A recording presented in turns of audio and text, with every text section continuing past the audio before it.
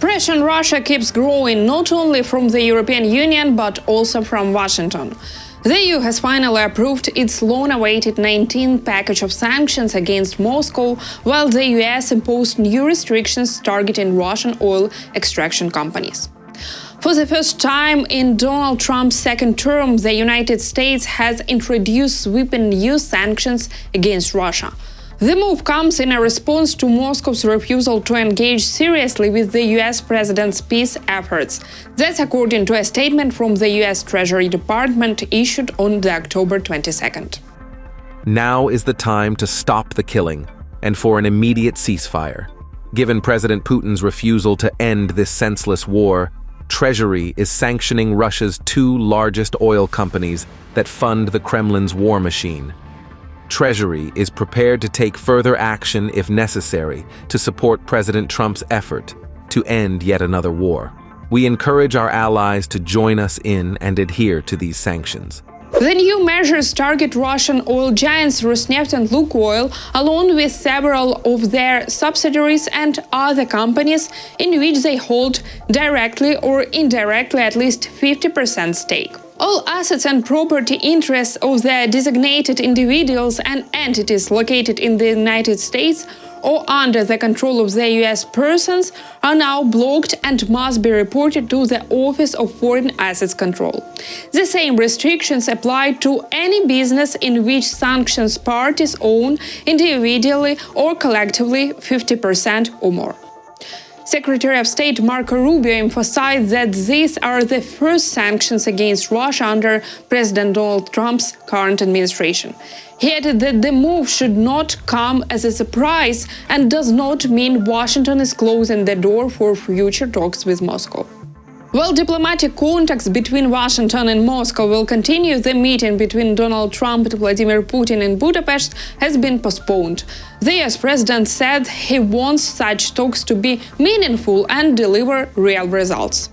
No, I don't want to have a wasted meeting. I don't want to have a waste of time, so I'll see what happens. But we did all of these great deals, great peace deals. They're all peace deals. They're agreements, solid agreements, every one of them. But this one, and I said, go to the line of battle, or the battlefield lines, and you pull back and you go home, and everybody takes some time off because you got two countries that are killing each other. Two countries are losing 5,000 to 7,000 soldiers a week. So we'll see what happens. We haven't made a determination. Meanwhile, Russia has already responded to the first sanctions imposed during Trump's second term. Former Russian President Dmitry Medvedev accused the US leader of fueling a war against Russia. In his usual style, he also hinted at possible new strikes on Ukrainian territory. If anyone still had illusions, here's your reality check. The US is our opponent, and their chatty peacemaker has now fully stepped onto the path of war with Russia. Sure, he's not always actively fighting on the side of Kiev yet, but this is his conflict now, not that of the senile Biden. Of course, people will say he had no choice, that Congress pressured him and so on, but that doesn't change the main point. The decisions he's made are an act of war against Russia. And now, Trump has fully aligned himself with crazy Europe. The European Union has also rolled out new sanctions against Russia. On October 23rd, the EU officially approved its 19th package of restrictions. The main aim is to cut revenues from Russia's energy sector, which helps fund the war against Ukraine. In addition, Brussels expanded the sanctions to target Russia's so-called shadow fleet. First, we are going to adopt the 19th package of sanctions, which has a lot of important points there regarding energy, regarding financial institutions. It is all meant to deprive Russia from the means to fund this war. We also are very happy about the signals we get from America regarding the sanctions regarding Russia. I think it's an important sign of strength that we are aligned here. The European Union is stepping up sanctions on Russia. Russian LNG imports are banned, and additionally 117 shadow fleet ships are blocked. Financial measures target transactions with Russian banks and other abroad, cut off crypto services, and block insurance for planes and ships used by Russia. Sanctions also cover exports of technology and industrial goods. Ports that help bypass restrictions are monitored, and the EU limits the movement of Russian diplomats. Ukrainian President Volodymyr Zelenskyy has also arrived in Brussels for the meeting. He thanked partners for putting pressure on Russia and noted that Moscow is still not ready for peace as daily drone and missile attacks continue against civilian cities in Ukraine. Today it goes together with yesterday's decisions of President Trump on energy, also sanctions package. We waited for this. God bless, it will work. And this is very important. So I agree with you totally that Russia doesn't show that they want to stop this war. They attack us. You see, again, kindergartens, schools, just civilians, and they increase this pressure. It means that we have not only to defend with all Europe, with the United States together, we have to pressure on Putin.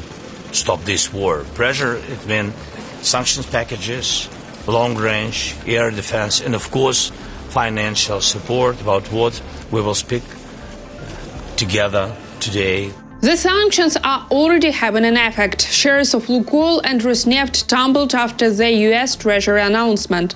Lukoil has dropped 3.3%, Rosneft a bit more than 3%, and efforts are underway to stabilize them. Meanwhile, oil prices continue to rise. According to Reuters, on October 23rd, they jumped more than 3% as buyers in India began reassessing purchases of Russian oil. This comes after US sanctions targeted Rosneft and Lukoil over Russia's full-scale war against Ukraine. Ukrainian President Volodymyr Zelenskyy is confident that in the long term, President Donald Trump could approve the transfer of Tomahawk missiles to Ukraine. Earlier, Trump called the transfer a problem, noting that Ukrainian forces would need 6 to 12 months to train on their missiles. He added that the only way to use Tomahawks right now would be if the US fired them, but Washington will not do that. Well, the problem with the Tomahawk that a lot of people don't know, it'll take a minimum of 6 months, usually a year, to learn how to use them. They're highly complex. So the only way a Tomahawk is going to be shot is if we shot it, and we're not going to do that. But there is a tremendous learning curve with the Tomahawk. It's a very powerful weapon, very accurate weapon, and maybe that's what makes it so complex. But it will take a year. It takes a year of intense training to learn how to use it. And we know how to use it, and we're not going to be teaching other people. It's too far out into the future. Meanwhile, Ukrainian President Volodymyr Zelenskyy calls the transfer of Tomahawk missiles a very delicate matter. He noted that earlier sanctions seemed impossible, but the US has now introduced its first package against Russia. In the long term, Zelenskyy does not rule out a possible transfer of the weapons. It's a very sensitive decision, but it's like sanctions before. It was unbelievable, but now we see the decisions on these energy sanctions, which are very important. And that's why I think with long range we will have the same decision in some future, but it depends on American side, exactly on their side. The Wall Street Journal reports that the administration of Donald Trump had allegedly lifted restrictions on Ukraine's use of certain long-range missiles to strike deep inside Russia. However, Donald Trump denied this, calling their report fake news. The Wall Street Journal reports that a previously undisclosed US decision allowing Kyiv to use long-range missiles to strike deep inside Russia was made before the meeting between Trump and Zelenskyy. Authority for these strikes was transferred from the Defense Secretary Pete Hegseth to US European Commander Leader General Alexis Grinkevich, who also commands NATO. US officials expect further strikes using Storm Shadow missiles, air-launched cruise missiles with a range of over 219 kilometers. Ukraine already used one of these missiles on October 21st to hit a Russian factory in Bryansk. After this report, Donald Trump said the information was fake. The Wall Street Journal story on the USA's approval of Ukraine being allowed to use long-range missiles deep into Russia is fake news. The US has nothing to do with those missiles, wherever they may come from, or what Ukraine does with them. That's all for now. Thank you for watching and don't forget to subscribe to our channel and leave your comments.